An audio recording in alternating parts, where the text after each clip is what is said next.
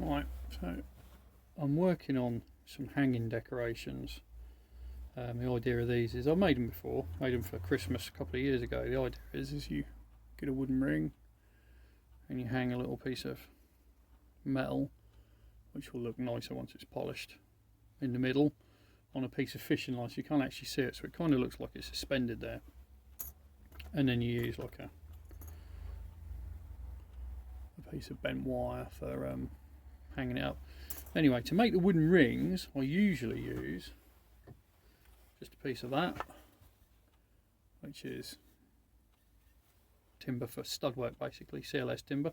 It's cheap, obviously you can see it's about the right width and thickness for what I want.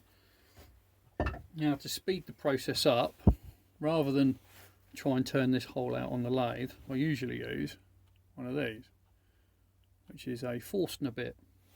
Some people call them hinge cutters, because you can get one that's, I forget what the size is, I think it's about 35mm, which is a standard kitchen cupboard hinge.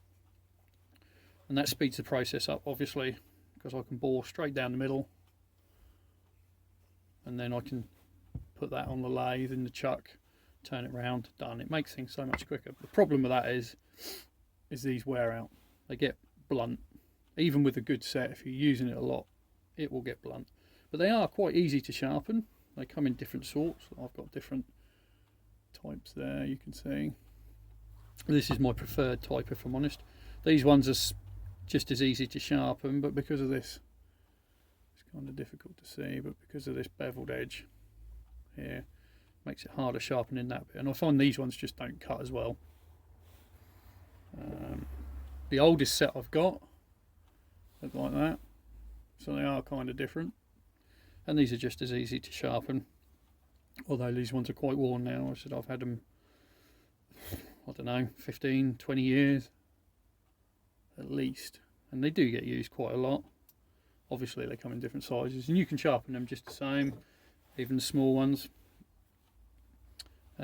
Right, so to sharpen one of these, you have to sort of bear in mind where it cuts, and on this one it's here, so this edge here is where it will cut. So as it's going into the wood, it will slice the wood on this side and that side.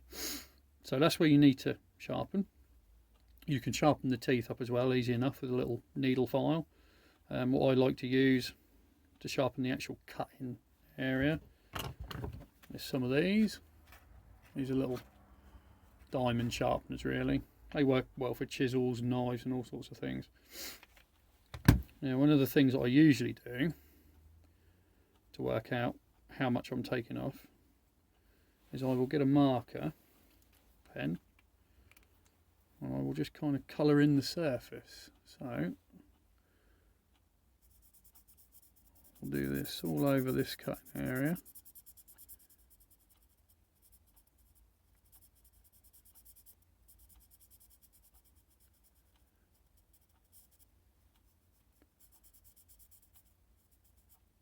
Especially on that edge there.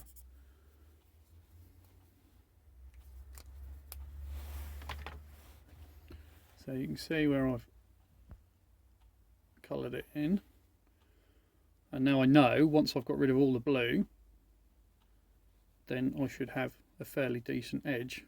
And to sharpen it, I just put it in the vise at an angle where I can see what I'm doing.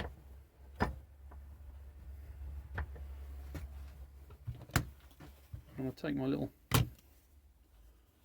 diamond sharpeners and gently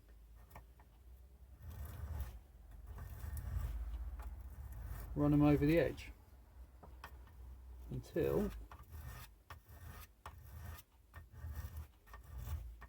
all the blue ink has gone.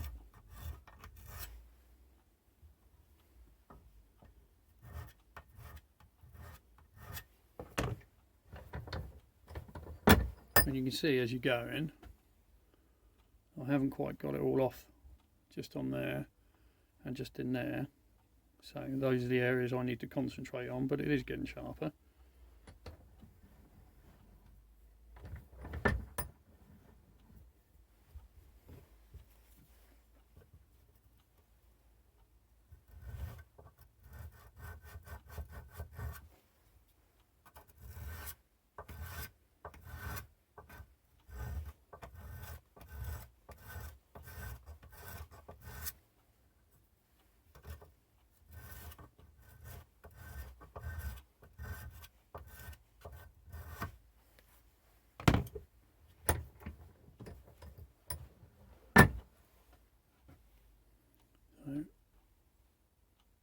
almost there. Most of the blue is off now, you can just about see. And the edge does feel a lot keener. The other reason I like to use the diamond pads is one, because they're a good size to hold, and because they're flat, it's really easy to hold them up against the edge of the bit. And you can do it all in one go. Whereas with a file, for example, because it's thinner, you're only getting so much of that edge at a time.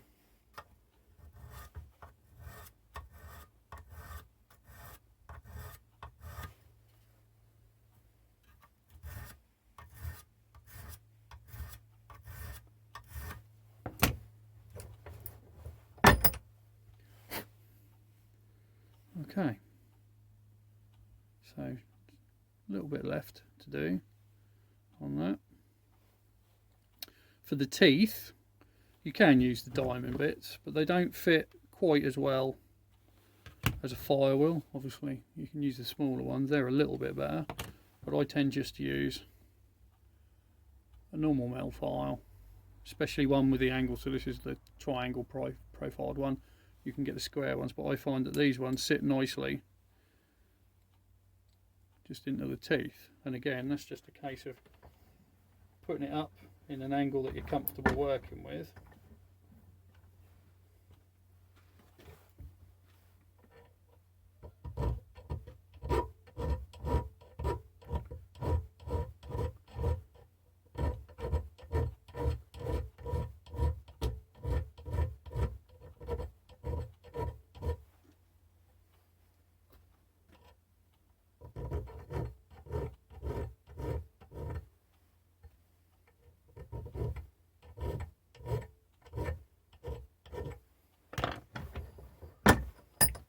And gently taking some off. You can see the difference there. That's the one I've just done, and obviously the ones that are darker coloured are the ones that still need sharpening.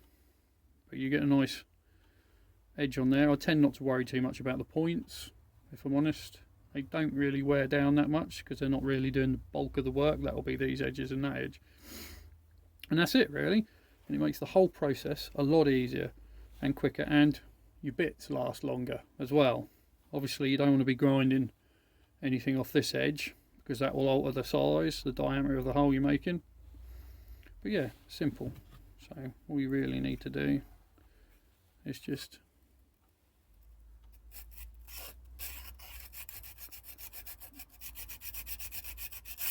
give that a little rub and you get a nice edge.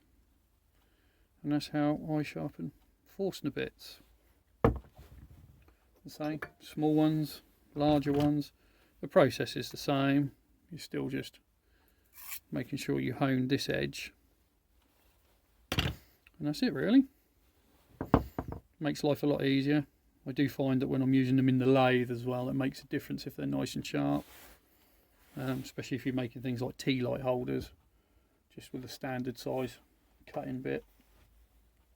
It's nice, good sharp bit, and you get a nice clean cut, which makes for less finishing work. So there you go.